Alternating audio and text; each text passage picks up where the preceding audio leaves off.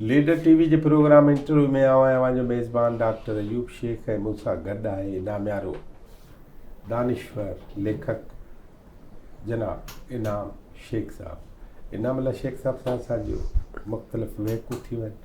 पाण middle class हिननि सिमुरनि मामलनि ते ॻाल्हायोसीं पिए। उन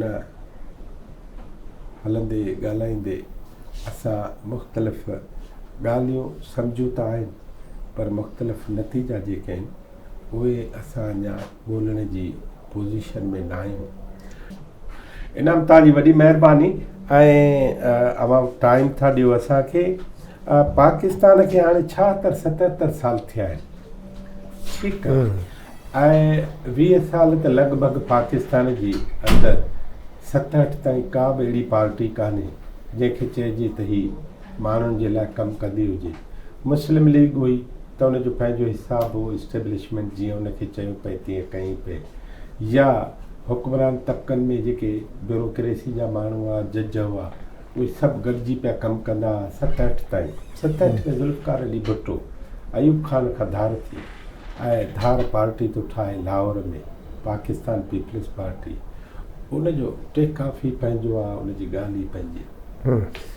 उन खां पोइ 70 में सियासी तौर हूअं GM सैद साहब ऐं पलीर साहब उहे मौजूदु त आहिनि, पर पॉलिटिकल एंटिटी तौर सुञापिया न आहिनि, पर उहे जदोजहदनि में आहिनि। मार्च जी जदोजहद, वनीट जी ॿोली, ज़मीनूं, ही सभु ॻाल्हियूं हलंदे हलंदे हलंदे हलंदे हिननि पंहिंजूं पार्टियूं ठाहियूं, हिननि पंहिंजा नारा ॾिना, हिननि पंहिंजूं तहरीकूं हलायूं, पंहिंजूं जदोजहदूं कयूं, जेल बि ॾिठा, सख़्ती बि ॾिठियूं। हाणे अॼु 2024 में पाकिस्तान पीपल्स पार्टी इक़्तिदार जे हवाले सां आहे, बाक़ी पार्टियूं आहिनि ई कोन। हिकिड़ी ॻाल्हि। ॿी ॻाल्हि इहा आहे त असांजूं यूनिवर्सिटियूं, जिन खे सॼी दुनिया में यूनिवर्सिटियुनि क़िबले जो कमु कयो ऐं माण्हू सॼी क़ौमुनि खे, दुनिया जे अवामनि खे इन्हनि यूनिवर्सिटियुनि रस्तो ऐं दॻ ॾिनो, असांजी यूनिवर्सिटियुनि में इहो बि अञा ताईं असांखे नज़र नथो अचे। सही।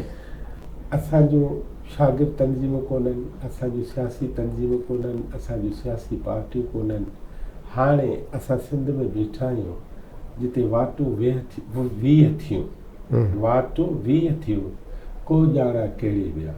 हर को छुड़ गाबा आहे, तुंहिंजी पंहिंजी सोच, मुंहिंजी पंहिंजी सोच, वण जी काठी लॻा पिया आहियो। सिंधी माण्हुनि खे हिकिड़ी सिधी टारगेटेड लाइन नज़र नथी अचे त कहिड़ो रस्तो वठिबो त क़ौम जो भलो थींदो, सूबे जी तरक़ी वधंदी, सूबो बहितर थींदो, पाकिस्तान चङो थींदो। हाणे इन हंधि जो असां पहुता आहियूं।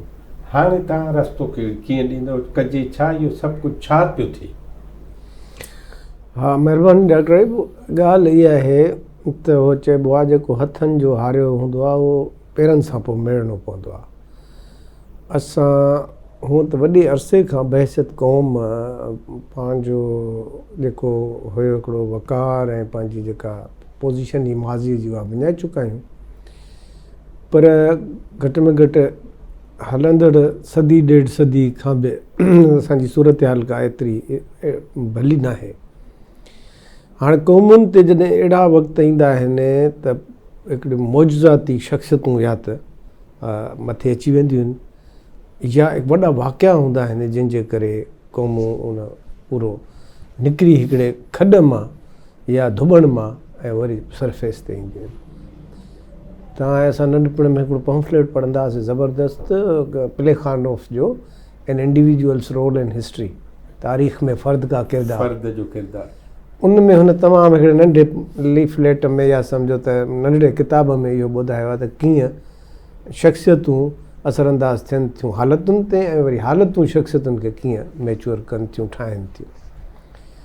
हाणे अहिड़ो इतफ़ाक़ सां को जॉल्ट न अची सघियो आहे ऐं शख़्सियतूं पंहिंजी जॻह ते वॾियूं हुयूं।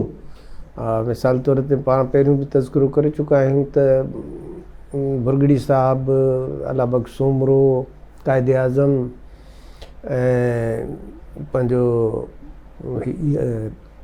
ज़ुल्फ़िकार अली भुट्टो, इहे हिकिड़ा प्योर पॉलिटिकल माइंड रखंदड़ माण्हू आहे, ॿियनि शोबनि सां छेड़छाड़ न कंदा हुआ। हिकिड़नि खे त उमिरि ई घटि मिली, उन्हनि जो त माना ईअं जीअं सलो निसरण खां अॻु में लुणिजी वञे, कुमाइजी वञे।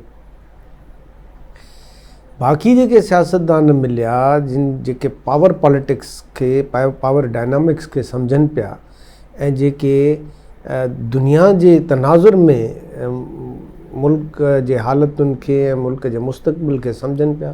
ज़ुल्फ़िकार अली भुट्टो हो, क़ाइद आज़म हो, उन्हनि मां क़ाइद आज़म में हिकिड़ी एॾी अरोगंस हुई ऐं एतिरी एहसास बरतरी हुई जो हुन ॼण सिंध खे हिकिड़ो सम्झो हुन जे पॉलिटिकल स्ट्रगल में हिकिड़ो टूल सम्झो, उहो इंडिया लेवल ते या अञा वॾी लेवल ते ऑपरेट कंदो हो।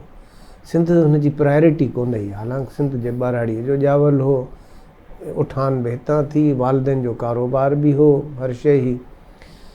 पर जीअं वरी अॻिते हली हुन पैसा बि कमाया, वॾो बैरिस्टर थी वियो ऐं वॾनि जेके हुया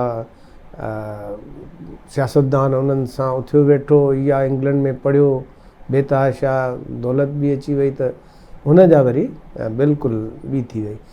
भुट्टो साहिबु पंहिंजे अंदर में हिकिड़ो सिंधी आइडेंटिटी रखण वारो माण्हू ज़रूरु हो ऐं पंहिंजो सिंध खे ओनरशिप कंदो हो। तव्हां असां जहिड़ी असां खां सुठी सिंधी ॻाल्हाईंदो ऐं मुख़्तलिफ़ मौक़नि ते डाटर ऑफ ईस्ट में, फाइम असोसिनेटेड में जेके हुन पंहिंजा ग्लिम्सिस ॾिना आहिनि पंहिंजा, पंहिंजे ॻोठ जा, पंहिंजे नएंदेरे जा, लाड़काणे जा, हिन हुन जा, उन में उहो फ़ख़ुरु कंदो हो। त मिसाल हिकिड़ो ॾियां थो त डाटर ऑफ ईस्ट में जॾहिं मोहतरमा वई आहे भुट्टे साहिब सां आख़िरी मुलाक़ात ते, या उन में थो चएसि या ख़त लिखियो अथईंसि, मां हाणे पूरी यादि नथी अचे, पर ॿिन्ही मां हिकिड़ी शइ आहे जेको कोट मोहतरमा कयो डाटर ऑफ ईस्ट में, उन में चएसि थो त tonight I will go to my ancestors, to the land of my elders and it would be very fascinating. There would be gawa, you see orchards, and there would be many things उन्हनि खे depict करे थो।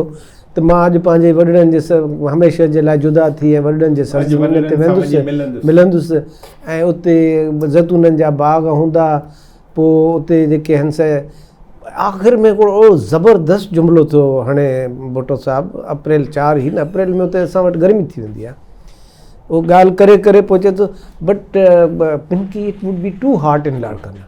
इहो ॾाढी इन मां ॿियो माण्हुनि खे, फ़नकारनि खे गॾु करे राणो ॿुधणु ऐं ग़रीबनि सां हमदर्दीअ वारो रवैयो रखणु, पंहिंजे माउ जो जे तरफ़ खां जेका हुनखे हिकिड़ी खोट हुई या जेको हिकिड़ो चुभनि जो अहसासु हो, जेके हुनखे पंहिंजा कज़िन्स वग़ैरह ॾियारींदा हुआ, छो जो हो ॾाॾे पोटीअ मां बि न हो ऐं का वॾी फैमिली मां बि न हो, त उन में जुमे फ़क़ीर सां दोस्ती करणु, आम किरदारनि सां, मतिलबु हा, त इहे सभु शयूं त उन में उहा हुई।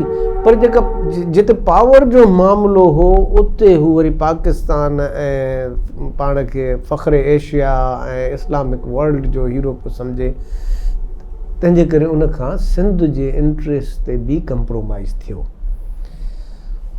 बाक़ी हुयो पलीजो साहिबु, जेके वॾा करंट्स आहे सिंध जे पॉलिटिक्स में, ऐं साईं जी एम सैद, उन्हनि जी सियासत ई ॿिए क़िस्म जी, उनजी पहिरियों हुई सिंध जे हक़नि जी ताईं महदूद सियासत, ऐं पलीज साहिब जी वरी हुई अवामी जमहूरी सियासत, थोरी लेफ्ट, थोरो नेशनलिज़म, थोरो जेको आहे सो सेकुलरिज़म, त उहो उन्हनि खे धार पाण कॾहिं बि डिस्कस करे सघंदासीं। इन जो मतिलबु इहो आहे त इन पूरे 77 सालनि में हिन मुल्क जे फ्रेम में जेको बहरहाल तव्हां हाणे उन जा हिसा त आहियो न, तव्हां छा बि चाहियो, आहे को दम तव्हां में जो हिकिड़ी वरी ॿी अहिड़ी करारदाद पास कयो जहिड़ी 1949 में तव्हां कई न आहे न पंहिंजे तव्हांजे क़ौम में। इवन डेमोक्रेटिकली बि तव्हांखे राइट ॾिनो वञे त बाबा पंहिंजी सॉवरेनिटी या पंहिंजी जेको आहे सो फ्री विल खे एक्सरसाइज़ कयो पाकिस्तान सां रहणु चाहींदा त ऐं उहो ऑप्शन बि आहे हिकिड़ो त हालतुनि जे हिसाब सां सिंध जे इंट्रस्ट में इहो आहे त पाकिस्तान सां रहे ऐं ॿियो तव्हांजो माण्हू एतिरो इनलाइटेंड न आहे को वॾो डिसीशन वठी सघे कंहिं बि फोरम ते। तंहिंजे करे जॾहिं तव्हां हिन मुल्क जा शहरी आहियो त तव्हांखे ॿ टिनि शयुनि ते इहो गौर करिणो पवंदो त हिन मुल्क में तव्हांजा इतिहादी केरु आहिनि, नेचुरल इतिहादी केरु आहिनि, दुश्मन केरु आहिनि, लॉन्ग टर्म में तव्हां सां हलण वारा केरु आहिनि। मिसाल मां हिकिड़ो सुवालु कंदुसि त को हिकिड़ो सियासतदान सिंधी आहे जंहिं कॾहिं वञी सराइकी एरिया खे चङी तरह एक्सप्लोर कयो हुजे, उते बि सूमरा था रहनि, चांडिया था रहनि, बुरड़ा था रहनि, जेके बि सभु सिंध में चढ़ड़ गोपांग, उते बि कल्चर तक़रीबन इहो ई आहे जेको सिंध जो कल्चर। एतिरे क़दुरु जो तव्हां सिर्फ़ु अंग्रेज़नि खां पहिरियों ॿिनि ख़ानदाननि जिन ते रूल कयो सिंध ते उहे ॿई उन एरिया जा, कलोड़ा बि डेरा जात मां आया ऐं टालपुर बि उतां आया। त असां कोशिशि ई न कई आहे त असां पंहिंजा इतिहादी हिन मुल्क में ॻोल्हियूं। ऐं हिकिड़ियूं इहे बि अथव ख़्यालत जेके कश्मीर जेको हिंदको वारो इलाइक़ो आहे इहो बेसिकली ईअं हो त जॾहिं ॾाहर जे पुटु जयसिन्हा हिते लड़ायूं कयूं ऐं खटी न सघियो रबनि खां त उन जा माइट राजा हुआ कश्मीर जा, छो जो पाण बि हुनजो ॾाढो कश्मीरी ब्राह्मण हो न, पंडित हो, हा, त हू उते वियो उन्हनि खे मदद जे लाइ त मूंखे ॾियो मदद त मां वरी सिंध खे कयां। रियासतूं त ॿ हुयूं न, पंजाब केपी फलाण टी त कुझु हुयो कोन, रियासतूं ॿ कश्मीर ऐं सिंध।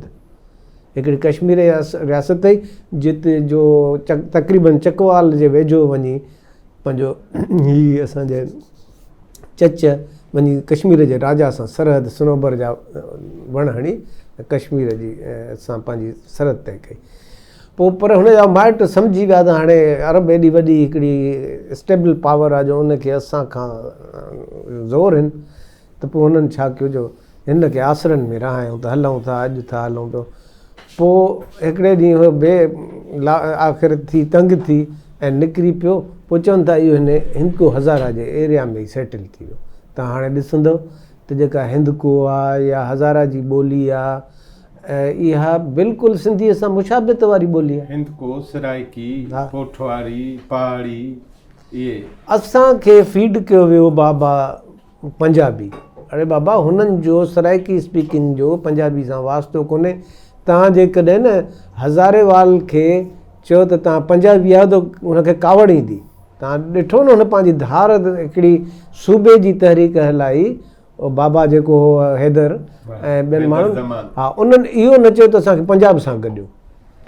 हे सॼो ख़ासि तौर ते राइट बैंक ऑफ इंडस सॼी जेका लॻी पई आहे त असां खां बि पाकिस्तान जे सियासी मंज़रनामे में तमामु वॾियूं ग़लतियूं थियूं आहिनि। उन्हनि ग़लतियुनि खे असांखे रिड्रेसल करिणो पवंदो। जेके तव्हां चओ था न त हाणे छा थिए, हिन मुल्क में रहणो आहे त हिन मुल्क जे सियासत खे सम्झो।